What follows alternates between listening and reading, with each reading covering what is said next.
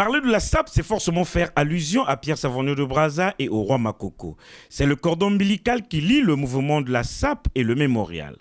Présent dans la cour du second module du mémorial pour rendre hommage à Rapha Bunzeki, décédé le 10 mai 2008, une commémoration sous initiative de Belinda Essa, directrice générale du mémorial, qui a reçu la coordination du mouvement conduit par Mbemba, héritier d'Enesquin, qui trouve les mots ici pour élever le président de la République, Denis Sassou Nguesso, parmi les personnes les plus élégantes. N'oublions pas le garant de la Constitution qui est le président Denis Sassou Nguesso, qui a eu une élégance très abyssale, qui nous a toujours rappelé le jour où il a été nommé le président de l'Union africaine dans les années 88.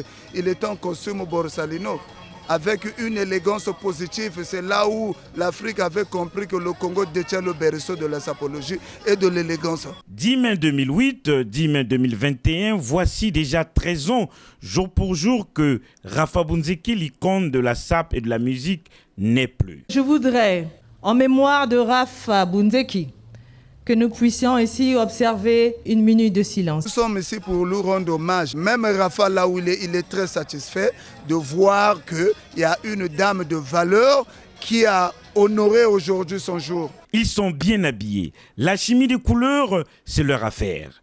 Ils savent défiler avec une prestance magistrale.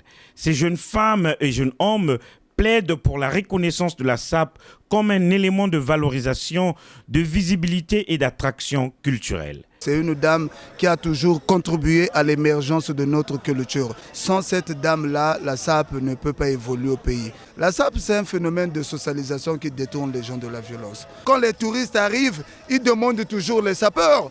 Mais nous voulons rencontrer des sapeurs. Comme ils savent le faire, en tout cas bien le faire, la diatance, c'est ce mode unique de parader pour ces sapeurs.